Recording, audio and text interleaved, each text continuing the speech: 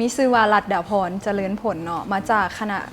เศรษฐศาสตร์บริหารธุรกิจสาขาการเงินการธนาคาร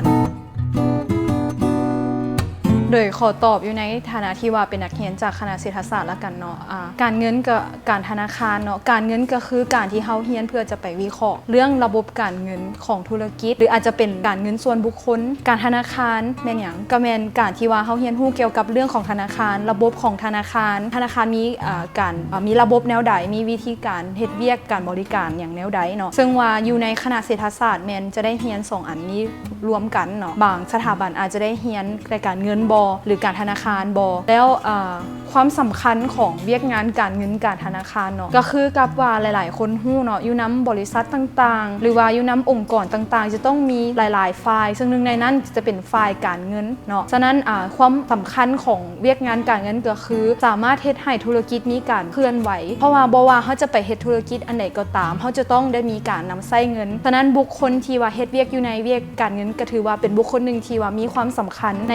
บริษัทหรือว่าในธุรกิจนั้นๆและการธนาคารเนี่ยมีความสำคัญแนวใดมีความหมายสำคัญแนวใดสำหรับการธนาคารก็เช่นเดียวกันเนาะบุคคลที่ไปเฮ็ดเวียกอยู่ในธนาคารมีความรู้ทางด้านการธนาคารก็จะสามารถบริหารธนาคารรับรู้ระบบแล้วก็ให้บริการอย่างมีประสิทธิภาพอันนี้ขอตอบในฐานะที่ตัวเองก็เป็นนักเรียนการเงินและเป็นอย่างคือตัดสินใจไปเรียนแล้วมันมีความดึงดูดแนวใดละกันเนาะหลายๆคนจะอาจจะต้องได้ซอกหาวีซ่าเรียนอยู่ตามความมักความหักของตัวเองเนาะคืออันนี้ก็คือเลือกการเงินการธนาคารเพราะว่ามีความมักหักในการเงินแล้วก็เพื่อที่จะอยากเรียนรู้เกี่ยวกับการวิเคราะห์ก็ย้อนว่าได้มาฟังหลายๆคนเว้าหลายๆคนให้อธิบายเนาะว่าเวียกการเงินมันเป็นเวียกแนวใดซึ่งสิ่งที่ได้รับรู้มาก็คือเวลาที่เฮาเรียนการเงินเนาะเฮาจะได้เรียนรู้เกี่ยวกับการวิเคราะห์การอธิบายผลการที่เฮาจะรู้ว่าก่อนที่เฮาจะเฮ็ดธุรกิจหรือเฮาจะไปแนะนำคนอื่นว่าควรเฮ็ดธุรกิจนี่หรือบ่เฮาจะต้องได้รู้วิธีการวิเคราะห์ฉะนั้นอันนี้มันเป็นแพชชั่นอันนึงเป็นความมักอันนึงที่เฮาอยากจะเรียนไปแล้วอยากจะไปมีความสามารถอธิบายผลต่างๆนั้นได้ก็เลยเฮ็ดให้ตัวเองเกิดขึ้นมาได้ว่าอันนี้เป็นจุดน่าสนใจอันนึงได้ก็จึงค่อยเลือกเรียนการเงินการธนาคารซึ่งถ้าหากว่าหลายๆคนมีความมักเช่นเดียวกันในการวิเคราะห์ต่างๆก็สามารถเลือกเข้ามาเรียนในสาขาตัวนี้ได้เช่นเดียวกัน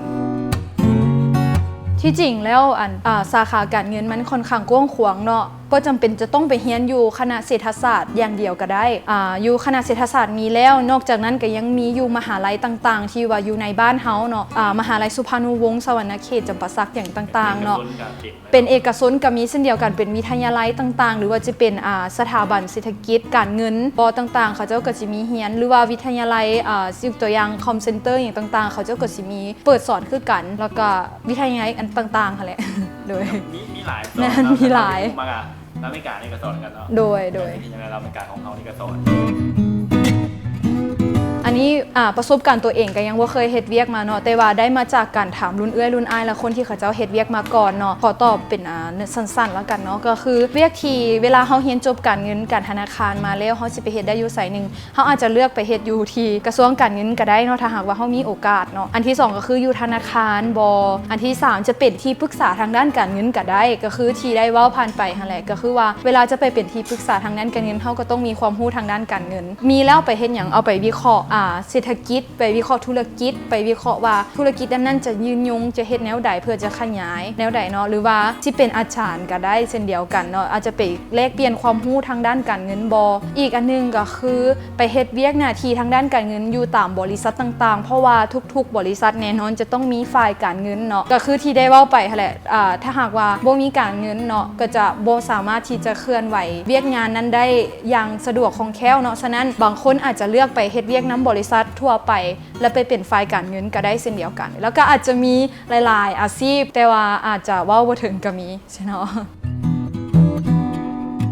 ในฐานะที่ว่าเป็นเอื้อยเนาะมีความรู้สึกว่างานนี้สมควรจะต้องจัดทุกๆปีเนาะเพราะว่าหลายๆคนที่ว่าเรียนจบม.7 หั่นก็จะบ่ฮู้ว่าตัวเองมักแนวใดเนาะบางคนอาจจะฮู้แล้วว่ามักอันนี้แต่เขาเจ้าอาจจะบ่ฮู้ละเอียดเวลามาฟังรุ่นเอื้อยรุ่นอ้ายอธิบายเขาเจ้าอาจจะได้ความคิดอันใดอันนึงว่าอันนี้น่าจะเป็นสิ่งที่เฮามักแท้บ่หรือความจริงแล้วเฮาบ่ได้มักสิ่งนี้และนอกจากนั้นงานตัวนี้มันก็ยังบ่ได้มีแต่แนะนำสายการเรียนแม่นบ่ยังจะต้องไปฟังคนอื่นหมายถึงว่าผู้ที่มีประสบการณ์มาอธิบายมาเว้ามันจะยิ่งเฮ็ดให้เขาเจ้ามีความ คิดที่ว่าเริ่มต้นได้ไวขึ้นก็ถือว่าเป็นไผที่มางานนี้ก็บ่พลาดโอกาสที่จะได้เรียนรู้เกี่ยวกับตัวเองบุคคลที่เข้ามาร่วมงานนี้ก็ถือว่ามีความตื่นตัวที่สุดแล้วเนาะกับอนาคตของตัวเองก็ถือว่าเป็นงานที่ฟรี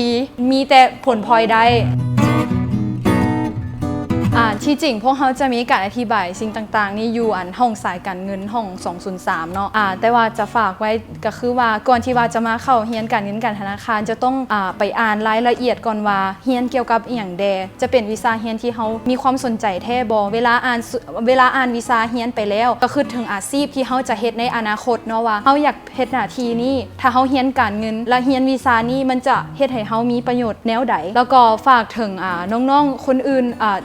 เรื่องอื่นพร้อมก็คือว่าต้องมีความมักอ่านมักวิเคราะห์แล้วก็มักเบิ่งข่าวเกี่ยวกับเศรษฐกิจเกี่ยวกับธุรกิจบ่ถ้ามันไผมีทุนตัวนี้เดิมมาก่อนอยู่แล้วจะแห่งมี